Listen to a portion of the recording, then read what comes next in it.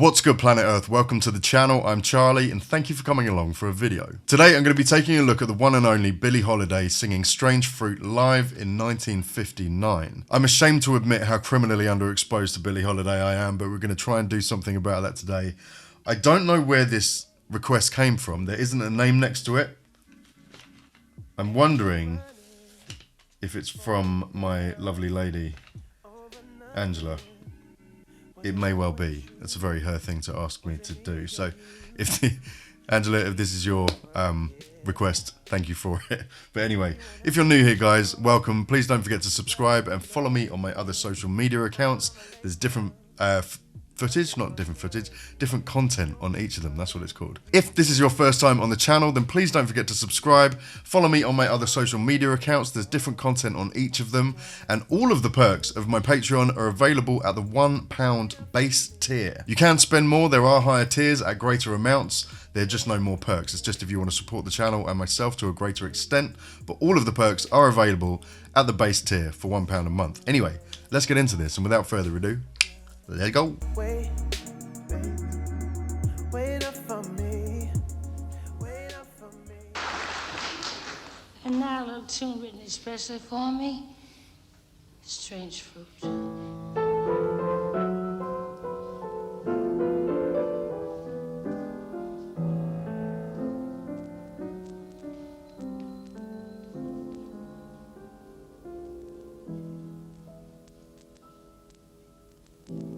Southern trees bear strange fruit, blood on the leaves and blood at the root. Hang on a minute. Southern trees bear strange fruit, blood on the leaves and blood on the roots.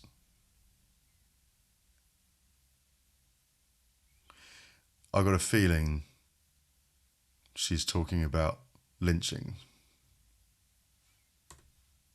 Blood on the leaves and blood at the root. Black bodies swinging in the southern breeze. Strange fruit hanging from the poplar trees.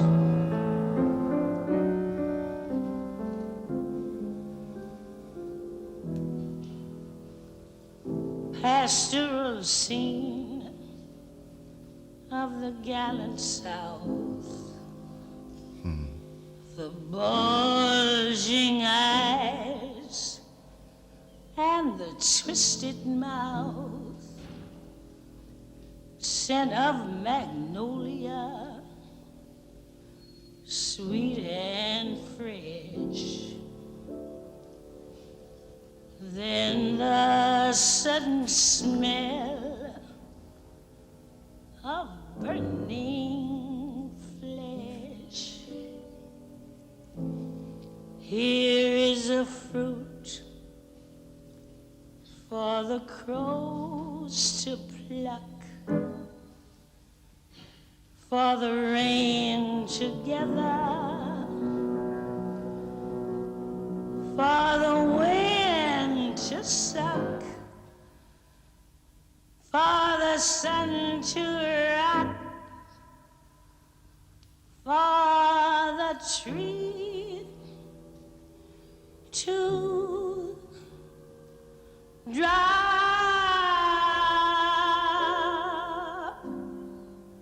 Here is a strange and bitter cry.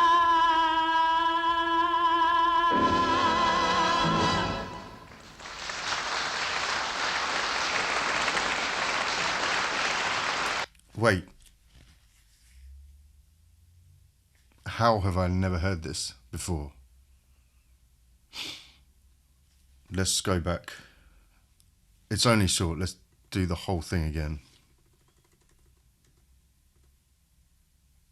I'm shocked. Her delivery. I mean, what a thing, what a subject to sing about in so few words. What a complex and awful thing to sing about with so few words, and yet be able to paint such a picture, not just with the words chosen, but with her delivery. There's a weirdness, a strangeness about it, a everything that she said, a bitterness, like a disgust, and yet a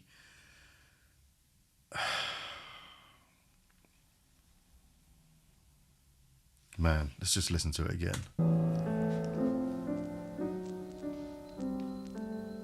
1959. She must have encountered some opposition to this song in 1959. Surely. Southern trees bear strange fruit. It's like she's channeling the emotion, the pain, the trauma. There's like an almost weary desensitization to her delivery. Blood on the leaves and blood at the root. Black bodies swinging in the southern breeze. Strange fruit hanging from the poplar trees.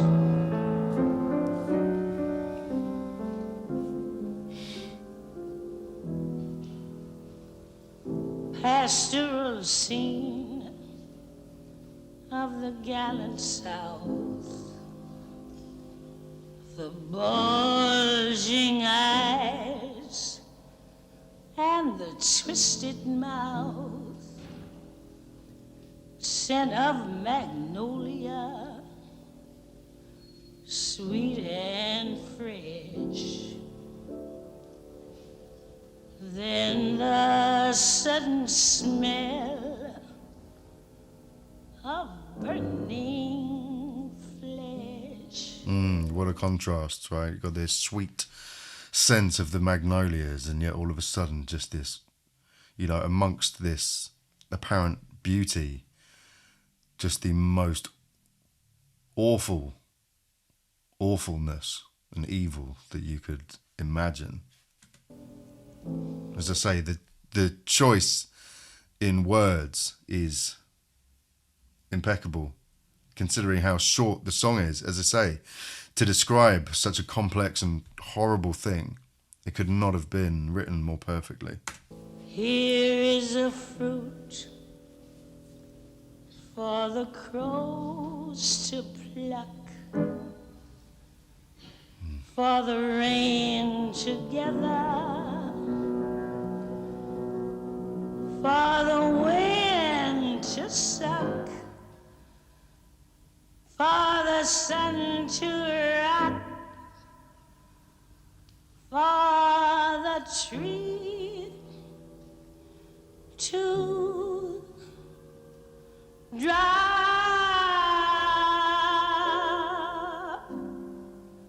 Here is a strange and bitter cry.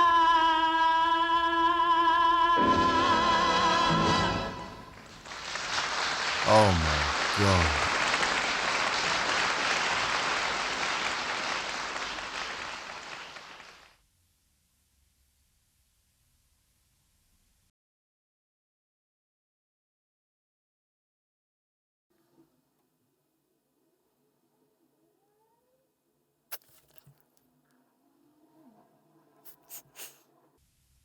That was haunting. So haunting. I'm a little shocked, actually. Whew.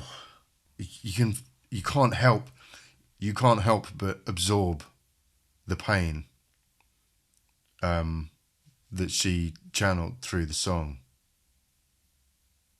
It's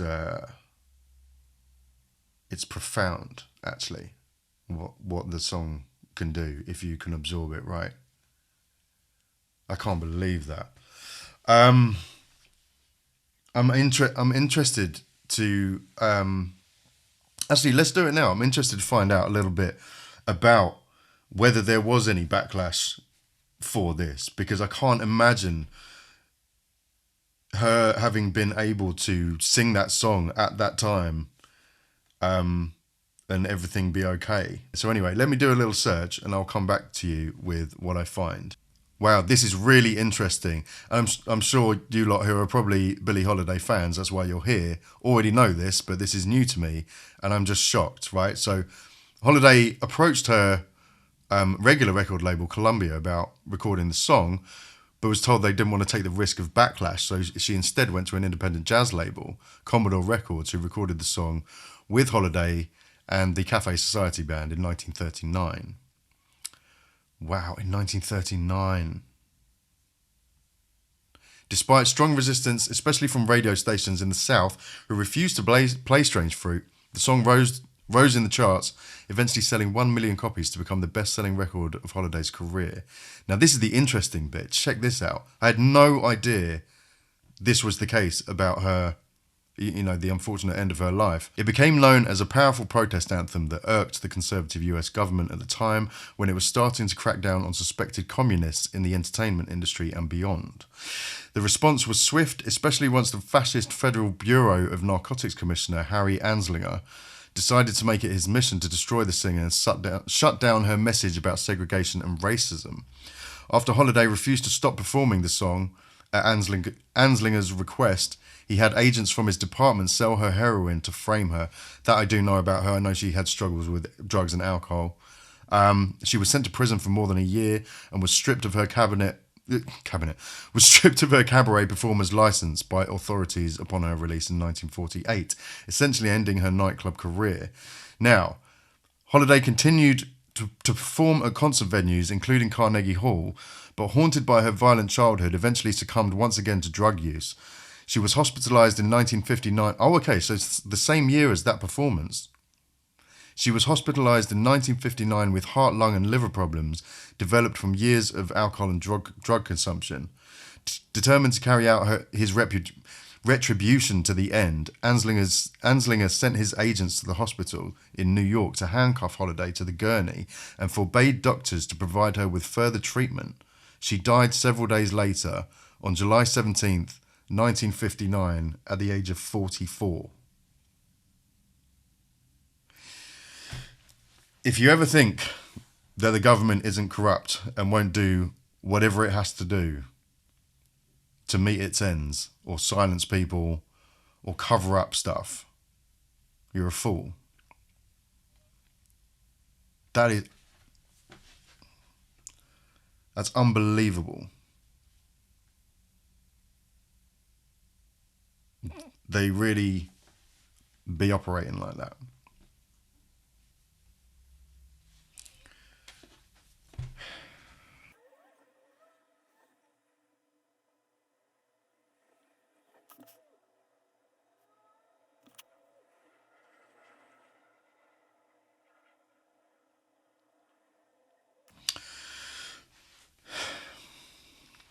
I'm really glad I did this one. It's really hit hard for me, actually.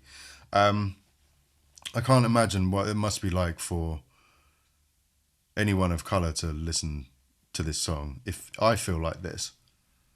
I mean, I'm white and this hurts to listen to.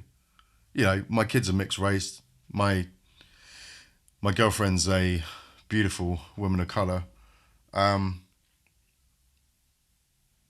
And so I have some kind of, I've got people that I love dearly, and it just, like, the most important people to me. It's just to think that could have happened to them just because of the colour of their skin and their heritage.